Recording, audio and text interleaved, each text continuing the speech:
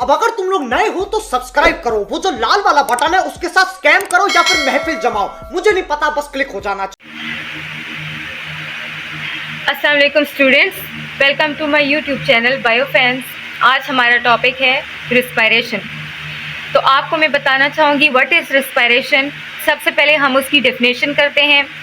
Definition में हम करेंगे the step wise and enzymatic complex oxidation reduction process by which food is broken down into simple materials to release energy at the cellular level is called respiration.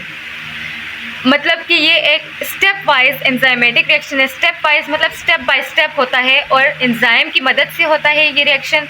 और ये oxidation reduction process है जिसमें food जो है broken down हो जाता है, मतलब फूड के कॉम्प्लेक्स मॉलिक्यूल्स टूटकर छोटे सिंपल मॉलिक्यूल्स में चेंज हो जाते हैं और अमाउंट ऑफ एनर्जी रिलीज़ हो जाता है।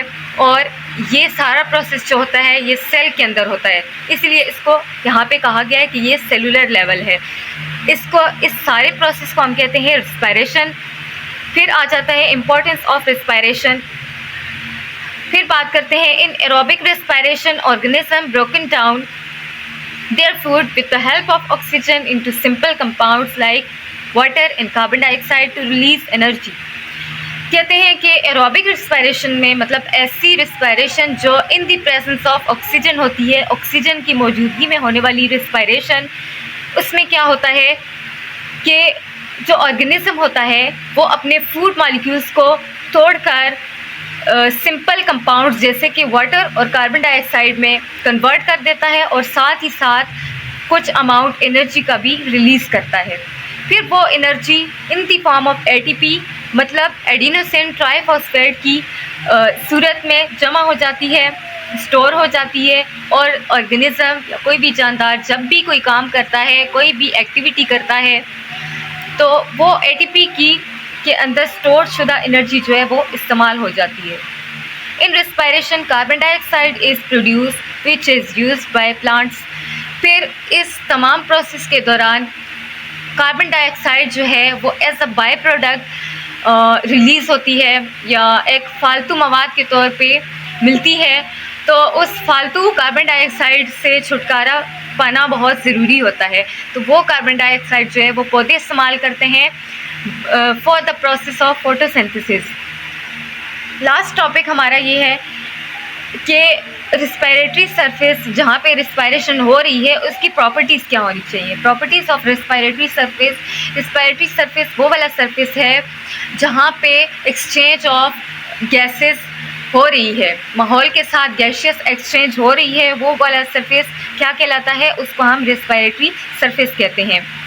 उसकी प्रॉपर्टीज़ क्या होनी चाहिए, मतलब उसकी क्या खसूसियात होनी चाहिए कि जहाँ पे जिसके लिए एक आइडियल गैशियस एक्सचेंज के लिए क्या क्या खसूसियात का होना ज़रूरी है।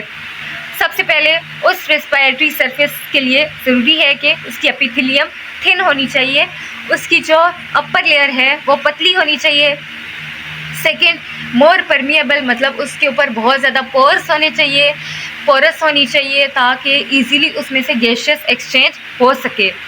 Third is large surface area. Surface area जो होता है उसका बहुत बड़ा होना चाहिए ताकि वहाँ पे ज़्यादा से ज़्यादा गैशियस एक्सचेंज हो सके। पॉइंट हमारे पास आ जाता है वेट सरफेस। वेट मतलब नम।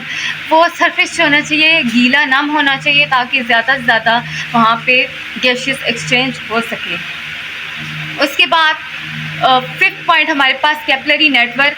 वहाँ पे वेरी फाइन कैपिलरीज़ का एक नेटवर्क होना चाहिए, ज़्यादा से ज़्यादा कैपिलरीज़ आपको पता है कि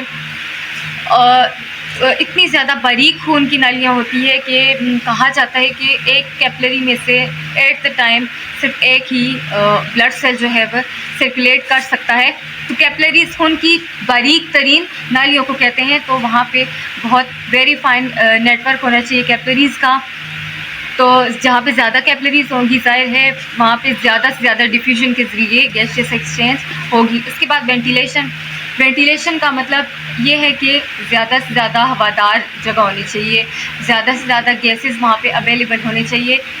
ज़्यादा गैसेस होंगी तभी वहाँ पे जो है वेंटिलेट सरफेस के पास जो है वो ज़्यादा से ज़्यादा गैशियस एक्सचेंज पॉसिबल हो सकेगी।